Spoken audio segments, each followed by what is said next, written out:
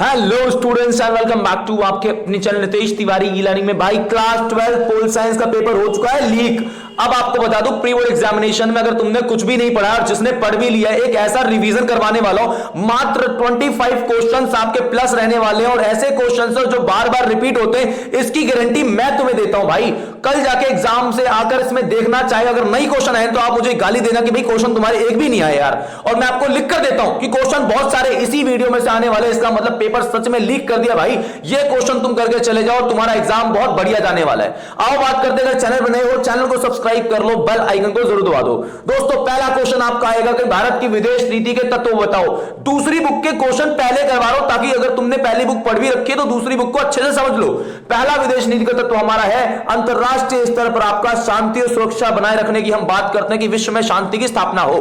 दूसरा, हम साम्राज्यवाद का विरोध करते हैं। जो लोग किसी को गुलाम आर्थिक सामाजिक या राजनीतिक रूप से गुलाम बनाते हैं उसका हम विरोध करते हैं। हम रंग भेद की नीति का विरोध करते हैं, उसके खिलाफ हमें अंतरराष्ट्रीय स्तर पर विवादों को सुलझाने के लिए बातचीत के माध्यम का हम प्रयोग करते हैं। शांतिपूर्ण अस्तित्व को हम बढ़ावा देते हैं और खास करके गुटनिरपेक्षता की हमारी नीति है। ये सारे के सारे की पॉइंट्स हैं, आप इनको याद कर लो। कंफर्म है भाई, बहुत अच्छे मार्क्स तुम्हारे आने वाले हैं। अगर आपका है कि भारत की परमाणु नीति की आपके तत्व बताओ। भाई क्या है परमाणु नीति? सिंपल बताओ। भारत कहता है पहले इस्तेमाल नहीं करूंगा, आओ मुझे थप्पड़ मारो, मुझे उकसाओ, उसके बाद मारूंगा। तो सिंपल सी बात है, भारत कहता है मैं पहले हमला नहीं करूंगा। भाई मैं इतना ताकतवर हूं, मैं छोटे मोटे लोगों पे हाथ नहीं उठाता हूं। दूसरा, भारत कहता है कि परमाणु नीति का इस्तेमाल गैर परमाणु वाले हथियार पे नहीं करूंगा। मतलब जो देश परमाणु हथियार नहीं रखता है मैं उस पर कोई हमला नहीं करूंगा, छोटे मोटे देशों को तो छोड़ देता हूं मैं।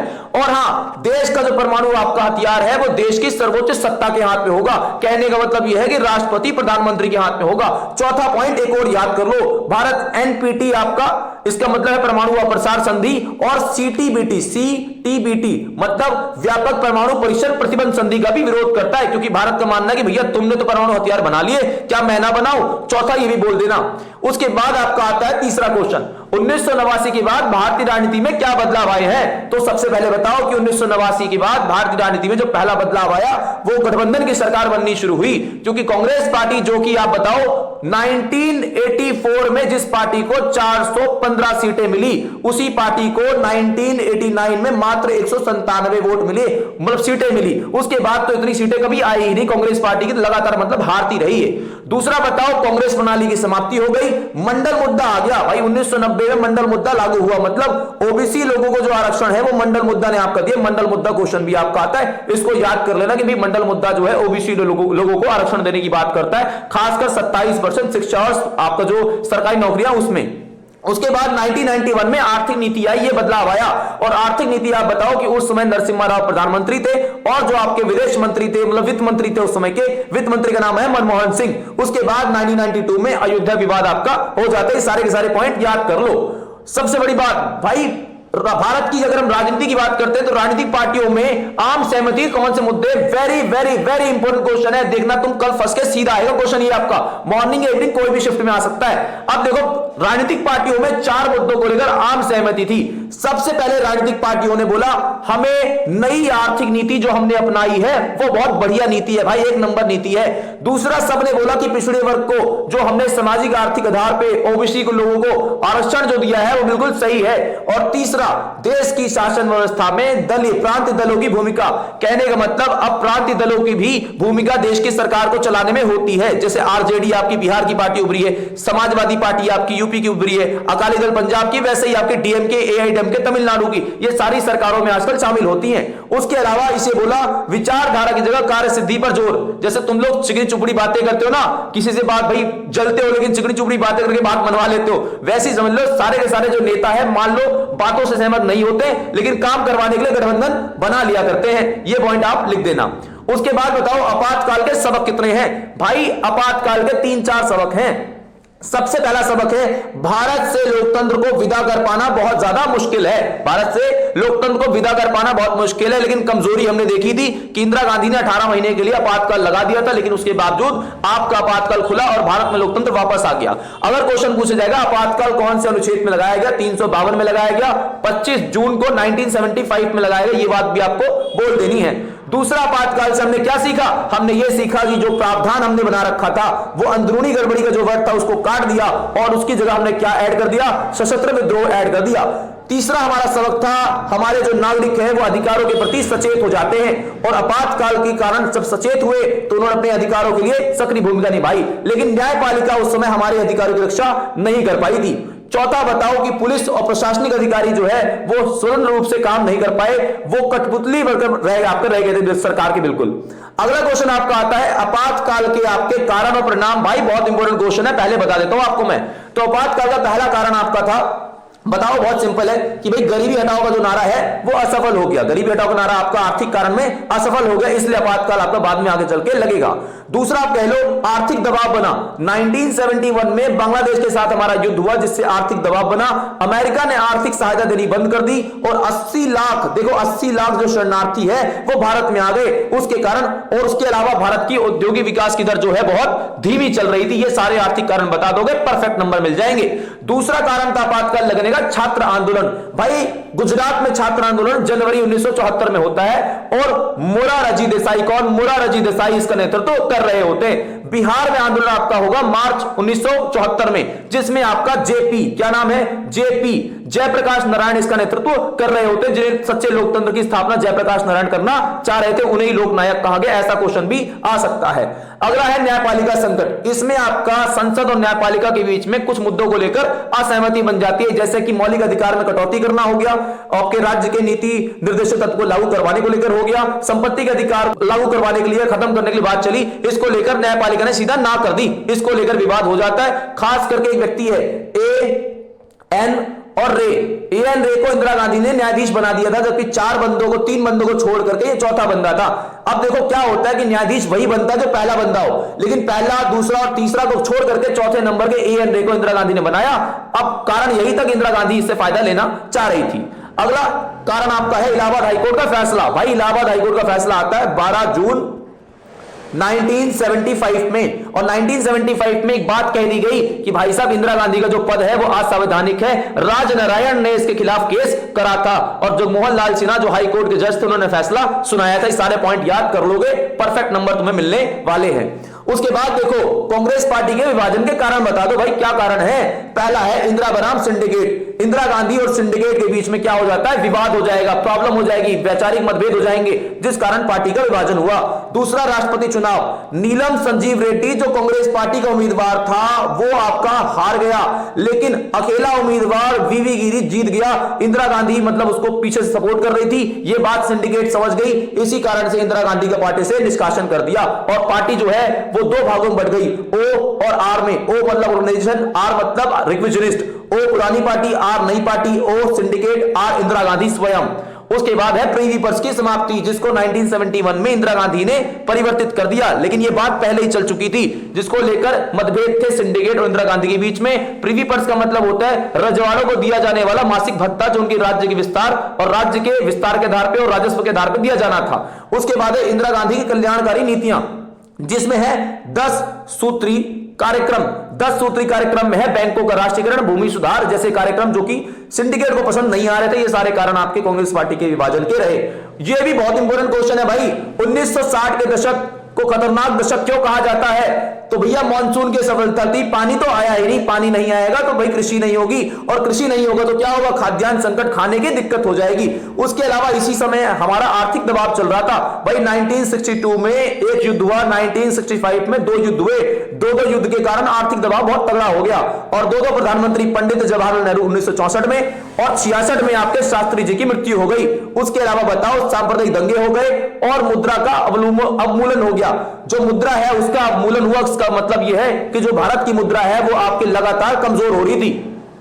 उसके अलावा बताओ चौथे आम चुनाव को राजनीतिक भूकंप की संज्ञा क्यों दी जाती है? सबसे पहला कारण था भैया कांग्रेस पार्टी की सीटों और मतों में गिरावट दर्ज की गई। मतलब कांग्रेस पार्टी को ना ज्यादा सीटें मिली, ना ज्यादा आपके मत मिले, वोट मिले। उसके अलावा दिग्गज नेताओं की हार, चाहे बिहार से केबी सहाय आपके बिहार से थे। कहां से थे? बिहार से। उसके अलावा अतुल्य घोष, कौन? अतुल्य घोष आपके जो थे वो पश्चिम बंगाल से थे। इसके अलावा आपके एसके पाटिल, कौन है?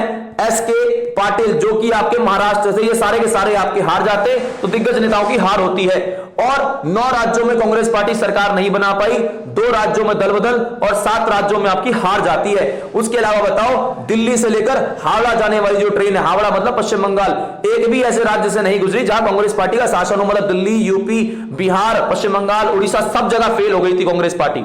उसके अलावा देखो अगला क्वेश्चन हमारा है, शॉक थेरेपी से क्या समझते हो? शॉक थेरेपी के किन्हीं 4 परिणामों का व्याख्या करो। भैया शॉक थेरेपी का मतलब ही होता है आघात पहुंचाकर उपचार करना। क्या? आघात मतलब है चोट, यहां पे पाठ होगा आघात पहुंचाकर उपचार करना, जो अंतरराष्ट्रीय मुद्रा कोष और विश्व बैंक इसको लाए थे, ये बात याद रखना। अब इसमें क्या परिणाम निकले? उद्योगों का पतन हो गया, 90% जो उद्योग थे वो निजी हाथों में चले गए। इसी चीज को कहा गया है गराज सेल। क्या कहा गया है? गराज सेल कहा गया है। उसके बाद खाद्य वाला पॉइंट है, यहां पे खाद्यान्न का बहुत बड़ा संकट हो गया, मुद्रा में गिरावट आई और कृषि का निजीकरण हो गया, जिससे खाने पीने की समस्या हो गई और लोक कल्याणकारी कार्य बंद हो गए। और जो आपके समाज के पिछड़े वर्ग थे लगभग और पीछे हो गए, समाज में आपके बिचौलिए आ गए और गरीब वर्गों का भी उदय होने लग गया। 1500 बैंकों का दिवालिया हो गए। सारे के सारे परिणाम आपके शॉक थेरेपी के हैं। अगला क्वेश्चन बहुत इंपॉर्टेंट ये भी है, सोवियत संघ के विघटन के परिणाम बताओ। पहला है आपका शीत युद्ध का अंत हो गया। शीत युद्ध का मतलब है 1945 से चलने वाला आपका जो 1991 में समाप्त हो गया। शीत युद्ध का मतलब होता है भैया 2 महाशक्तियों के बीच में चलने वाले युद्ध को, जो एक वास्तविक युद्ध नहीं होता, बस बातूनी होता है और तासीर ठंडी होती, विचारधारा युद्ध भी है। इसमें आपका समाजवाद और पूंजीवाद के बीच में विचार था, लगातार संघर्ष और तनाव की स्थिति थी, पर कोई युद्ध नहीं होता है। एक ध्रुव विश्व का मतलब होता है कि अमेरिका एकमात्र महाशक्ति बन गई। 15 राज्यों का उदय, कितने? 15 राज्यों का उदय हो गया। उसके बाद बताओ लोकतंत्र का विस्तार हुआ और साम्यवाद का पतन हुआ और पूंजीवाद का विस्तार हुआ। शांति और सौहार्द, इसका मतलब विश्व में शांति की स्थापना होने लगी थी। सारे पॉइंट बता देना। उसके बाद सोवियत संघ की व्यवस्था की 3 सकारात्मक और 3 नकारात्मक विशेषताओं को बताना है। भैया एक बात बताओ सकारात्मक में पहले, कि अमेरिका के बाद अगर पूरे शेष विश्व में कोई अधिक शक्तिशाली कोई अर्थव्यवस्था थी तो वो सोवियत संघ की थी, मतलब दूसरे नंबर पे थी। यहां नागरिकों को मूलभूत सुविधाएं मिल रही थी, रोटी कपड़ा मकान सबको मिल रहा था। ये पॉइंट आपको यहां पर बोल देनी है। यहां एक भी बेरोजगारी नहीं थी। सारे के सारे सकारात्मक आपको पॉइंट लिखने हैं। नकारात्मक में क्या है? आपकी सत्तावादी सरकार थी जिसमें नौकरशाही का शिकंजा था, कम्युनिस्ट पार्टी का शासन था। उसके अलावा यहां लोकतंत्र नहीं था, लोगों को किसी भी दल की आलोचना करने की, जनता को आलोचना करने की इजाजत नहीं थी और स्वतंत्रता की भी यहां नहीं थी, मतलब अभिव्यक्ति की आजादी भी यहां पर बिल्कुल भी नहीं थी। और समाजवाद के आदर्शों पर आधारित में निजी संपत्ति को कोई स्थान नहीं था। ये सारे नेगेटिव पॉइंट्स आप बता देना। अगला क्वेश्चन आपका है, चीनी अर्थव्यवस्था के उत्थान के किन्हीं 4 कारणों का आपको वर्णन करना है। कारक कौन से थे? बताओ भैया। 1970 के दशक में आपके कुछ रणनीतिक बदलाव लिए। सबसे पहले 1972 में अमेरिका के साथ संबंध बना के अपने राजनीतिक और आर्थिक एकांतवाद को समाप्त कर दिया, सबसे पहला कारण। दूसरा, 1973 में चीन ने क्या किया? कृषि का, उद्योग का, विज्ञान प्रौद्योगिकी का और सेना का निजीकरण कर दिया। उसके अलावा 1978 में देंग शाओपिंग ने खुले द्वार की नीति, एग्जाम में आता खुले द्वार की नीति चाइना ने कब अपनाई? 1978 में अपनाई। और 1982 में कृषि का निजीकरण कर दिया। 1998 में आपका उद्योग का निजीकरण कर दिया। ये सारे के सारे माध्यम है जहां चाइना आगे बढ़ रहा था। उसके बाद सेज स्पेशल इकोनॉमिक जोन की स्थापना चाइना ने कर दी थी और 2001 में वो विश्व व्यापार संगठन में शामिल हुआ और ऐसा माना जाता है कि 2040 में अमेरिका को छोड़ करके दुनिया की सबसे बड़ी शक्ति वो बनने वाला है आगे चल के। ऐसे किन्हीं 3 प्रमुख कारकों का मूल्यांकन कीजिए जो यूरोपीय संघ को आर्थिक सहयोग वाली संस्था से बदल करके राजनीतिक सहयोग वाली संस्था में परिवर्तित कर देते हैं। भैया सबसे पहले आप बताओ कि यूरोपीय संघ का अपना झंडा है, स्थापना दिवस है, राष्ट्रगान है, मुद्रा है। उसके अलावा यूरोपीय संघ के जो देश है उनकी साझी सुरक्षा और विदेश नीति है। उसके अलावा विश्व की सबसे बड़ी आपकी अर्थव्यवस्था थी 2005 में और इसका प्रभाव विश्व में बहुत सारे क्षेत्रों में है।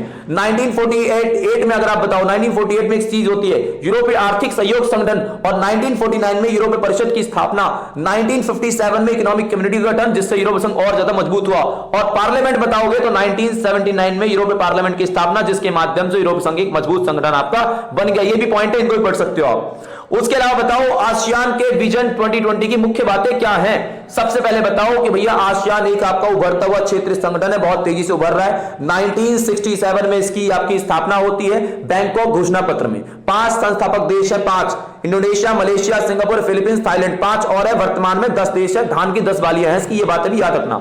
अब ये क्या करना चाह रहा था? अंतरराष्ट्रीय स्तर पर बहिर्मुखी मतलब मल्टी डायमेंशनल काम करना चाह रहा था बहुत सारे क्षेत्रों में। दूसरा, संघर्षों को, विवादों को बातचीत के माध्यम से, जैसा कंबोडिया और पूर्वी तिमोर के मामले में इसने ऐसा सफलता प्राप्त कर दी। ये वाली पॉइंट बोल दोगे बिल्कुल परफेक्ट है। ये क्वेश्चन काफी इंपॉर्टेंट आता है कि भाई भारत 21वीं सदी के में भारत तेजी से उभरती हुई वैश्विक शक्ति के रूप में कैसे देखा जा सकता है। सबसे पहले बताओ भैया, जो कारण है यहाँ पे भारत की उभरती शक्ति का वो है भौगोलिक दृष्टि। भारत दुनिया का 7वां सबसे बड़ा देश है और दूसरा नहीं भाई, वर्तमान में पहला आबादी वाला देश है, परमाणु संपन्न देश है। भारत की सेना 4थे स्थान पे है और ब्रिटेन को पछाड़ करके भारत अर्थव्यवस्था में 5वें स्थान पे है। विश्व व्यापार में अगर बोलोगे तो इजी व्यापार करने में भारत का 63वां स्थान है और लगातार भारत जो है $5 ट्रिलियन की जो अर्थव्यवस्था है वो भी बनने जा रहा है। ये सारे के सारे पॉइंट बोल दोगे, बहुत सारा पॉइंट आपका ऑलरेडी है। ये क्वेश्चन बहुत ज्यादा रिपीट होता है, पाकिस्तान में स्थायी लोकतंत्र के निर्माण की असफलता। भैया पाकिस्तान में लोकतंत्र का निर्माण क्यों नहीं हो पा रहा है, क्या असफलता के कारण है, ऐसा करके कोई क्वेश्चन आ गया, सिंपल बोल दो। समाज में सेना, धर्मगुरु, आपके जमींदार, अभिजात वर्ग का सामाजिक दबदबा है जो लोकतंत्र को नहीं चाहते हैं, वो सैनिक शासन को बढ़ावा देना चाहते हैं। दूसरा, भारत पाकिस्तान के बीच में शत्रुता है जिस कारण से सेना को ज्यादा महत्व मिल जाता है। उसके अलावा अंतरराष्ट्रीय कोई सपोर्ट या कोई समर्थन नहीं मिल पाता है जिस कारण से पाकिस्तान में लोकतंत्र की स्थापना नहीं हो पा रही है। पॉइंट आपको बोल देना है भैया, सिंपल सा है। आतंकवाद बोल दो, गरीबी बोल दो, निरक्षरता बोल दो, असाक्षरता, इसके कारण भी लोकतंत्र की स्थापना नहीं हो पा रही है। अब देखो आपका श्रीलंका में जातीय संघर्ष के क्या कारण है। भाई श्रीलंका में सिंपल बताओ, 1948 में आपका आजाद हुआ।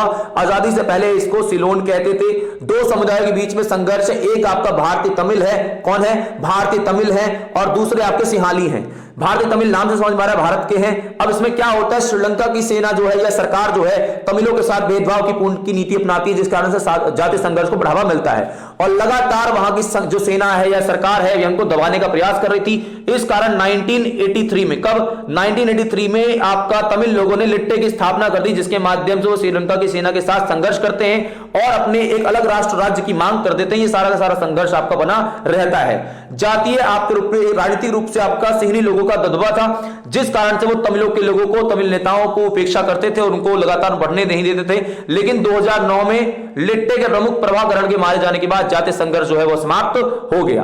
देखो बहुत तेजी से बोल रहा हूं, उसका कारण ये है कि भाई आधे घंटे में तुमको ऐसा पेपर दे देना है भाई, ये इसमें इतनी तगड़े सारे क्वेश्चन है कि बस इनको करके चले जाओ, मजाक सेट करके तुम्हारा पेपर देखना 1 नंबर जाने वाला है। अब इसके बाद देखो आपका भारत बांग्लादेश के बीच में सहयोग और संघर्ष के कौन से मुद्दे हैं। ये क्वेश्चन भी देखो ऐसा छाट छाट के क्वेश्चन लाओगे, बार बार रिपीट हो रहे हैं। पहला बताओ, भारत और बांग्लादेश के बीच में पिछले 10-20 सालों में संबंध अच्छे हुए।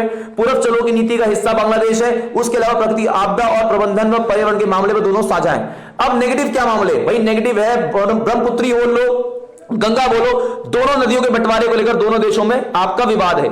उसके अलावा अवैध प्रवास भारत में जो होता है और इस्लामिक कट्टरपंथी जो भारत का विरोधी है उसके खिलाफ बांग्लादेश कार्रवाई नहीं करता। आप साथ ही आप वर्तमान में बोल सकते हो संबंध बहुत ज्यादा आपका खराब हो चुके हैं, ये पॉइंट आप लिख देना।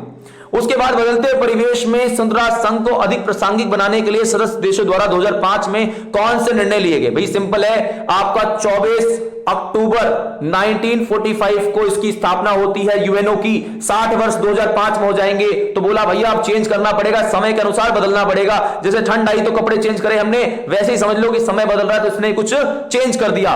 पहला आप बताओ कि शांति संस्थापक आयोग का गठन, एक ऐसे संगठन को बनाया जो विश्व में शांति की स्थापना करेगा। यदि कोई राष्ट्र अपने नागरिकों की रक्षा नहीं कर पाता है, असफल हो जाता है, तो विश्व बिरादरी, बड़े बड़े देश उसकी रक्षा करेंगे, लोगों की, नागरिकों की। मानवाधिकार परिषद की स्थापना 19 जून 2006 को मानवाधिकार परिषद की स्थापना होती है और सहस्त्राब्दी विकास लक्ष्य, हम ऐसे लक्ष्यों को प्राप्त करेंगे जो हमने निर्धारित कर दिए कुछ समय के लिए और हर रूप रीति में आतंकवाद की हम निंदा करेंगे। आतंकवाद कोई भी हो, कहीं से भी हो, सब हम उसकी निंदा करेंगे और लोकतंत्र कोष बनाएंगे। लोकतंत्र को बढ़ावा देने के लिए हम पैसा इकट्ठा करेंगे, एक कोष रहेगा हमारा, वो उसको फंडिंग करेगा। और न्यायिकता परिषद आपका खत्म हो गया प्लाऊ के आजाद होने के बाद। ये सारे पॉइंट आपको बताने हैं। अगला क्वेश्चन है, सुरक्षा परिषद की कार्य प्रणाली में सुधार लाने के लिए नए स्थायी और अस्थायी सदस्यों के लिए 4 आपके जो मानदंड बताओ। भैया सिंपल है, अगर आपको सदस्य बनना है सुरक्षा परिषद का स्थायी अस्थायी, पहली बात तो 15 आपके सदस्य हैं जिसमें 5 स्थायी हैं, 10 अस्थायी हैं। 5 स्थायी देश कौन है, अमेरिका, सोवियत संघ में मतलब रशिया हो गया, अब तो आपका चीन, ब्रिटेन और फ्रांस। उसके अलावा बताओ आपको बड़ी आर्थिक शक्ति होना चाहिए, सदस्य बनना है, बड़ी सैन्य शक्ति होनी चाहिए, बजट में यूएनओ के योगदान हो, आपका जनसंख्या वाला देश हो, विश्व की अगर हम बात करें तो आपका भूगोल, अर्थव्यवस्था या सांस्कृतिक रूप से आप विश्व की विविधता की नुमाइंदगी करने वाले हो, लोकतंत्र और मानवाधिकार को मानने वाले हो। ये सारे के सारे पॉइंट आपको बताने हैं। उसके अलावा बताओ सुरक्षा से क्या अभिप्राय है, भारत की सुरक्षा की किन्हीं 4 रणनीति। बहुत इंपॉर्टेंट क्वेश्चन है। सुरक्षा का मतलब होता है बुनियादी खतरों से आजादी, एक प्रकार से किसी प्रकार के भय से मुक्ति, यही सुरक्षा है। अब भारत क्या करता है, 4 पॉइंट बनाता है। अपनी सैन्य क्षमता मजबूत करेगा क्योंकि चाइना और आपका पाकिस्तान दोनों से खतरा हमें है। दूसरा आपका अंतरराष्ट्रीय नियमों और संसाधनों को मजबूत करना, और ऐसा ही भारत मानना है क्योंकि भारत के प्रधानमंत्री चाहते थे उपनिवेशीकरण और निःशस्त्रीकरण लगातार आपका जो है उसको कम किया जाए, उपनिवेशवाद को खत्म किया जाए, निःशस्त्रीकरण को बढ़ावा दिया जाए। ये सारे पॉइंट आपके नेहरू जी भी चाहते थे और भारत का भी यही मानना है। आंतरिक सुरक्षा को मजबूत करना क्योंकि भारत में लगातार पूर्वोत्तर के राज्यों से, पंजाब से, कश्मीर से चुनौती आती अलग होने की, इसलिए हमें अंदरूनी रूप से भी अपने आप को लड़ना पड़ेगा। मान लो तुम यार मजबूत बन रहे हो लेकिन घर में तुम्हारे दुश्मन बैठे हुए, कैसे चलोगे काम, तो इसलिए हमें अंदरूनी सुरक्षा को भी मजबूत करना है। और सब कुछ कर भी लिया, तुमने सैन्य क्षमता मजबूत कर ली, तुमने अंतरराष्ट्रीय आपके संगठनों को बढ़ावा दे दिया, अंदरूनी रूप से तुम मजबूत हो गए, लेकिन पैसा नहीं है, इसलिए अर्थव्यवस्था को मजबूत करने पर भारत ध्यान देता है जिससे जनता में जो गरीबी है, असमानता है, उसको भी खत्म किया जा सके।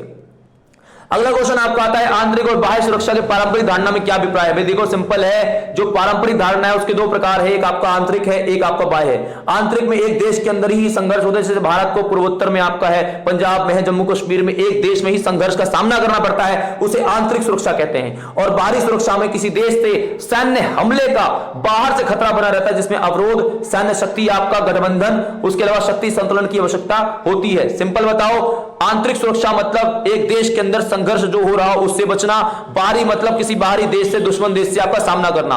इन पॉइंट्स को आप पढ़ते चले जाओ क्योंकि मैं समझा रहा हूं, बहुत जल्दी आपको अपलोड कर रहा हूं, पेपर आपका जल्द कल ही है तो मैं थोड़ा लेट हो चुका हूं। कोशिश चाहिए कि आपको ऐसा टॉपिक दे दिया जाए, कंटेंट दे दिया, बस पढ़ लो और पेपर भाई बिल्कुल जला दो, फाड़ दो, 1 नंबर तुम्हारा पेपर जाने वाला है, 1 नंबर जाने वाला है, लिख के ले लो मुझसे तुम ये बात। ये क्वेश्चन बहुत ज्यादा इंपॉर्टेंट है। वैश्विक संपदा की जिम्मेदारी ना केवल साझी है बल्कि अलग अलग भी है, इस पर विचार दो। भाई सिंपल समझो, मैं बताता हूं तुम्हें कि एक तरफ है आपके उत्तरी गोलार्ध के देश, एक दक्षिणी गोलार्ध है, मतलब एक विकसित देश है, ये दक्षिण वाले विकासशील हैं। जो उत्तर वाले हैं वो कह रहे पर्यावरण के मसले पर उसी रूप में चर्चा करेंगे जिस रूप में है। मतलब कहने का मतलब है आज पर्यावरण पर जो भी कानून लगेगा, जो भी नियम लगेगा, सभी को मानना पड़ेगा। आप बोलेंगे ये बात तो सही है, लेकिन भाई एक बात तो समझो कि जो उत्तर वाले हैं उन्होंने ज्यादा इस्तेमाल किया पर्यावरण को, ज्यादा दूषित किया, तो नियम किस पर ज्यादा होने चाहिए, उत्तर पे। जिसने कम किया दक्षिण ज्यादा देशों ने या गरीब देशों ने, तो उन पर नियम थोड़े कम होने चाहिए। यही पॉइंट्स आपको यहां समझाया गया, इस बात को बस याद कर लो। बहुत इंपॉर्टेंट क्वेश्चन आपका है। किन्हीं 4 पर्यावरणीय चिंताओं की व्याख्या करो जो वैश्विक राजनीति में मुद्दे बन गए हैं। सबसे पहले बताओ साझी संपदा क्या है। भाई देखो साझी संपदा उन्हें कहते हैं जो किसी एक व्यक्ति का नहीं, पूरे समूह का नियंत्रण होगा, पूरे देश का होता, उसे हम बोलते हैं साझी संपदा। हमें किन कारणों से पर्यावरण की चिंता करनी चाहिए। पहला, कृषि योग्य भूमि लगातार कमजोर हो रही है, कम हो रही है, खाना कहां से खाएंगे, ये पॉइंट बोल दो। लगातार आपका स्वच्छ जल की कमी हो रही है जिससे हम पीने की समस्या होती है। लगभग 1 अरब 20 करोड़ जनता जो है साफ पानी नहीं मिल पा रहा है। वनों की लगातार कटाई हो रही है जिससे आपका जलवायु परिवर्तन होगा, जैव विविधता में दिक्कत आएगी। पारिस्थितिक तंत्र जो है लगातार खराब हो रहा है क्योंकि ओजोन जो लेयर है उसमें गैस आपका छेद हो रहा है जिससे आपका तापमान बढ़ेगा और इसके कारण आपका ग्लेशियर भी पिघलेंगे। समुद्र तटीय क्षेत्रों में आपका प्रदूषण फैला जिस कारण से बड़े स्तर पे आने वाले समय में जल जीव प्रभावित होंगे और जनता भी, जो आम नागरिक है वो भी मरने वाले, क्योंकि भाई साहब आप जैसा बोओगे वैसा ही काटोगे। अगला क्वेश्चन आपका है पृथ्वी सम्मेलन आपका कब होता है। सिंपल बताओ, 1992 में होता है, रियो डी जेनेरो में होता है। और इसमें क्या होता है, जलवायु परिवर्तन और जैव विविधता और वानिकी से संबंधित इसमें नियमाचार बनाए गए थे। एजेंडा 21 इसमें सुझाव दिया गया जिसमें पर्यावरण का मतलब ऐसा विकास करना है, ऐसा काम करना है जिसमें पर्यावरण को कम से कम नुकसान हो, और आपको इसको नाम दिया गया टिकाऊ विकास। ये पॉइंट भी आपको बोल देना है, बहुत सिंपल है सारे के सारे क्वेश्चन। अभी हमारा लास्ट क्वेश्चन है और बहुत सिंपली समझ लो, इसमें तीनों क्वेश्चन इंक्लूड कर दिए कि वैश्वीकरण के राजनीतिक कारण कौन से, आर्थिक और आपके सांस्कृतिक कारण कौन से, ऐसे करके कोई भी क्वेश्चन 3-4 आ जाते हैं, इनके सबके आंसर यहां पर लिख दिया है मैंने। अब सबसे पहले समझेंगे वैश्वीकरण के राजनीतिक परिणाम। भाई वैश्वीकरण होता क्या है, व्यक्ति, पूंजी, वस्तु, विचार और श्रम का एक स्थान से दूसरे स्थान जाना वैश्वीकरण है। पहला प्रभाव पड़ता है हमारा जो राज्य है वो इच्छा अनुसार काम नहीं कर पाया, राज्य के काम करने की क्षमता में कमी आई है। दूसरा पॉइंट बहुत सिंपल बना लो, कल्याणकारी राज्य की जगह न्यूनतम हस्तक्षेपी कम से कम काम करने वाले राज्य ने जगह ले ली है। और तीसरा, राज्य कमजोर हुआ, गरीब पिछड़े वर्गीय जो हमारे जो समाज के लोग हैं उनके लिए हित के काम नहीं कर पा रहे। और लगातार चौथा पॉइंट ये सकारात्मक है कि हमारा जो सरकार है वो लगातार प्रौद्योगिकी बढ़ी है जिससे सूचनाएं इकट्ठा कर सकती है अपने नागरिकों के बारे में, तो ये आपका पॉजिटिव हो जाएगा। आर्थिक परिणाम वैश्वीकरण के क्या है, तो पूरे संपूर्ण विश्व में व्यापार में वृद्धि हुई है, आपका जो पहले के देश है आयात पर प्रतिबंध थे, लेकिन अब कोई प्रतिबंध आयात पे नहीं है। दुनिया के कोई भी निवेश करता अगर पैसा लगाना चाहता है, पैसा कमाना चाहता है, कहीं भी निवेश कर सकता है। वैश्वीकरण के चलते अब कोई सीमा नहीं है। साथ ही सभी देशों की अर्थव्यवस्थाएं जो है क्षेत्रों में समृद्धि हुई है। खुलेपन के कारण आबादियों खुशहाली आपकी आई है। व्यापार हो रहा है जिससे हर देश में बेहतर दिखने का मौका है और इससे दुनिया को फायदा होगा ही होगा। इसके अलावा बताओ रोजगार में वृद्धि हुई है। प्रत्येक देश की अर्थव्यवस्था पहले से बढ़िया हुई है। अब सांस्कृतिक परिणाम और लास्ट है आपका क्वेश्चन कोई भी आए, आर्थिक परिणाम वैश्वीकरण का, राजनीतिक परिणाम और आपका आर्थिक सारा बता दिया, तो कुछ भी आए बस समझ लो और लिख के चले आना। आर्थिक में आप बता दिया है, राजनीतिक बता दिया, अब सांस्कृतिक समझ लो। भाई सांस्कृतिक में यह है कि भैया आपका लगातार जो आपकी जिन्स है, पश्चिम की जिन्स है, भारतीय कुर्ता खूब चल रहा है। कहने का मतलब दोनों देशों की संस्कृति मिल रही है। उसके अलावा बड़ी बड़ी जो संस्कृतियां हैं वो छोटी संस्कृतियों को खराब कर रही है, खत्म कर रही है। ये पॉइंट नेगेटिव बन जाएगा। लगातार देखो वसंत पंचमी हम बनाते हैं, लेकिन आज हम क्या बना रहे, वैलेंटाइन डे मना रहे, मतलब हमारी संस्कृति खत्म हो रही है और हम दूसरे की संस्कृति मनाए जा रहे हैं। इसके अलावा बताओ पहले से प्रत्येक देश की संस्कृति विशिष्ट हुई है, पहली बढ़िया हुई है। इसको सांस्कृतिक विभिन्नीकरण कहते हैं। और सांस्कृतिक एक होता है समरूपता। समरूपता का मतलब होता है प्रत्येक संस्कृति जो है उस पर पश्चिमी संस्कृति को थोपा जा रहा है। ये सारे के सारे पॉइंट अगर तुम याद करोगे बहुत ज्यादा आपके काम आने वाले हैं। अब 1991 में भारत में वैश्वीकरण आया, उस समय आपके नरसिम्हा राव प्रधानमंत्री थे, वित्त मंत्री मनमोहन सिंह थे, एलपीजी को अपनाया गया। ये सारे के सारे पॉइंट जब बोलोगे एक नंबर भी तुम्हारा कटने नहीं वाला है। अगर चैनल पर नए हो चैनल को सब्सक्राइब कर लो, बेल आइकन को जरूर दबा दो। इसी साथ दोस्तों जय हिंद जय भारत।